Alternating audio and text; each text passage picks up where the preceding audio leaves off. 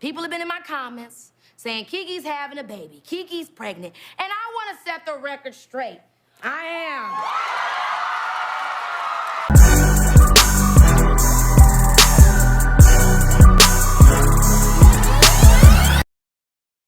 So after much speculation, actress Keke Palmer confirmed the fact that yes, she is pregnant. Her and her boyfriend, Darius Jackson, are expecting a baby in 2023.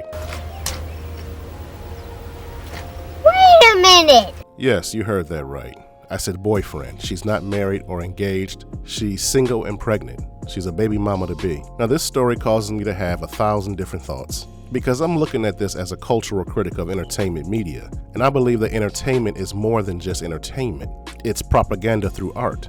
What I mean is that the stories are often fictionalized, but they all contain messages, and the messages are always real.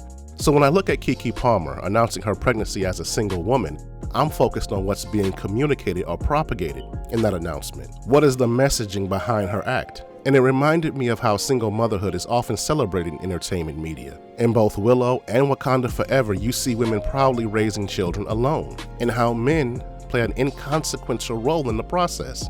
Basically, they aren't needed. In Wakanda Forever, you see T'Challa being killed off, and in the process, he's leaving his son to be raised by a woman he did not marry. Halfway across the globe, in the most dangerous country in the Western Hemisphere, Haiti, under the influence of his girlfriend, not his culture. In Willow, you see Val Kilmer's character, Mad Mortigan. He abandoned his wife and his kids to go on a quest that he never returns from. In both worlds, Everything is awesome. everything is awesome. The kids are fine and well adjusted. You don't see the lingering consequences of single motherhood in either of these projects. And so that's the messaging. Being a single mom is awesome. It's easy, it's great, it's wonderful. And that's what entertainment media has been conditioning us to believe for a very long time. I'm an older guy, but I'm not that old. I can go all the way back to good times, when they killed off James, the husband and the father, leaving Florida to raise 3 children alone. So based on my introduction into the world, that's where it started.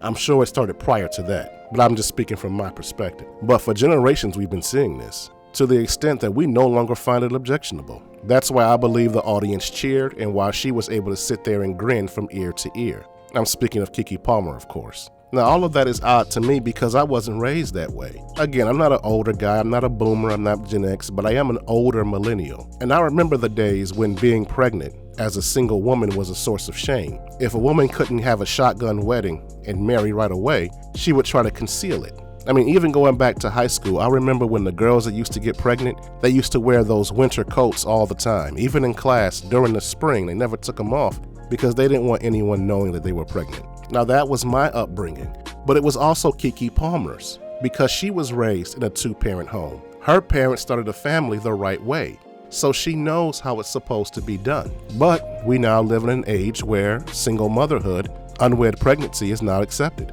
Today we have baby showers and gender reveal parties for single mothers. People come by and give them gifts and congratulate them for having children out of wedlock, even if the man isn't around. I don't know how many times I've come across women who don't even have boyfriends and pregnant. Even in the church, it's allowed. In the old days, pregnant single mothers had to step down from positions in the church. They had to leave the choir, quit the usher board. They couldn't be greeters or do any type of ministry. And if they were a lay person, they had to sit in the back. Even after the baby was born, there was a series of protocols. For example, in the black church, we have baby dedication services, where the newborn would be brought up to the front of the congregation would pray over the child, the pastor would lay hands on the child, and pretty much praying that the child would grow up to be a strong Christian. We still had that for the children of single mothers, but it didn't happen during the church service. They would have a private ceremony. So it would just be the pastor, the baby, and family members of the mother. So they would still dedicate the child to Christ. But the reason why churches did that is because they didn't want to propagate the message that premarital sex was okay, that single motherhood was acceptable within the body of Christ.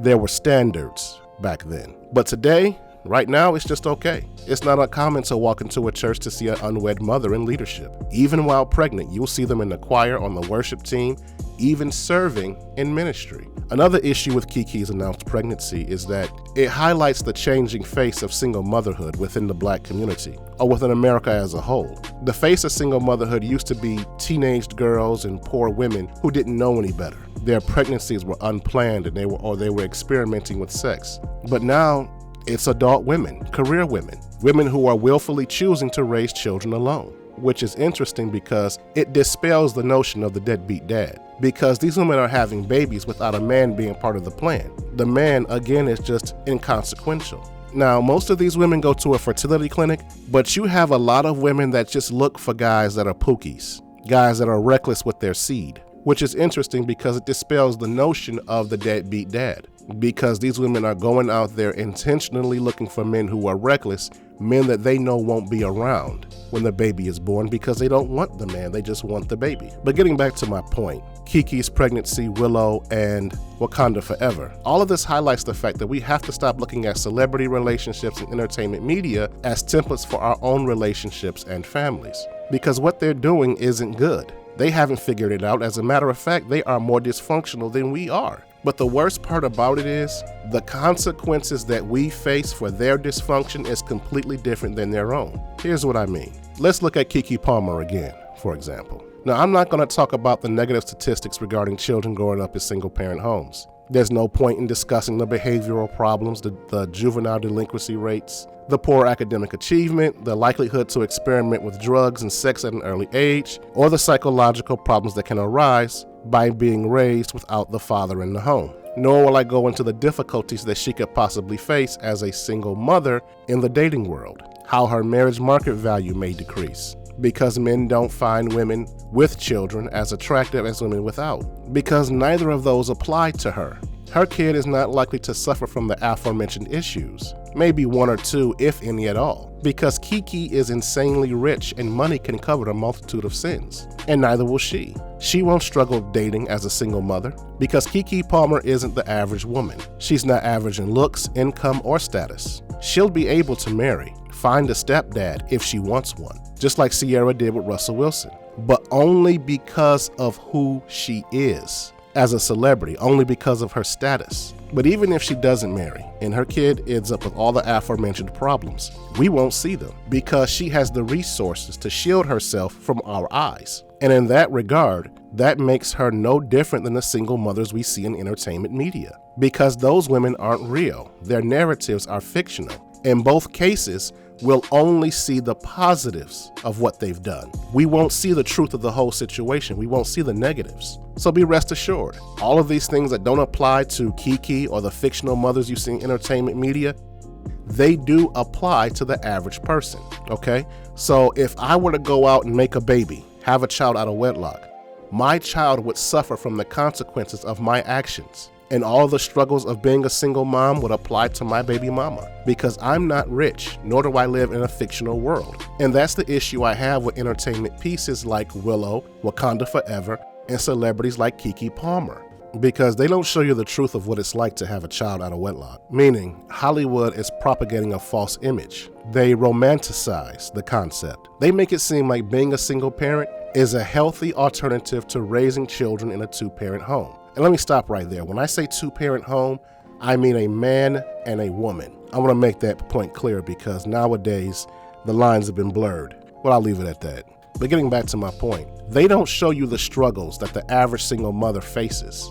In the narrative they push, the single mother is content. Everything in her life is glamorous, and her kids are well-adjusted and perfect. For example, in Wakanda Forever, Angela Bassett's character, Queen Ramonda, asks Nakia to go on a dangerous mission. Now keep in mind that Nakia is the baby mama of Prince T'Challa, and she's raising a child alone. And Nakia just hops up and does it, without incident or inconvenience. As a single mother, that would never happen in reality. A single mother can't just jump up and do as she pleases. She's raising a child alone. She doesn't have a man to support her. In reality, she'd need a babysitter at the last minute, which isn't easy to do. But even if she could find a babysitter, as a single parent, she couldn't take any major risks because she's the only parent that kid has. But again, they love portraying the idea that everything is awesome. Parenting alone is easy. And you see the same thing with Willow. The twins that Mad Mortigan abandoned are well adjusted. They're the perfect children. You don't see any of the psychological damage that comes from their dad being gone. Sorsha, Matt Mortigan's wife, raises them perfectly without incident.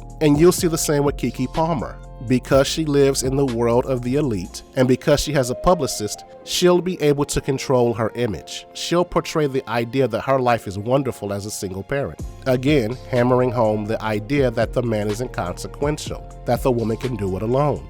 In regards to the black community, that is straight up BS. Black women don't need black men to raise black children. That's the biggest lie I've ever heard. One of the reasons why our culture is so messed up is because we don't have dads in the community. And because we don't have men in the homes, we don't have proper families. In other words, we don't even have communities. So fathers matter. Men matter.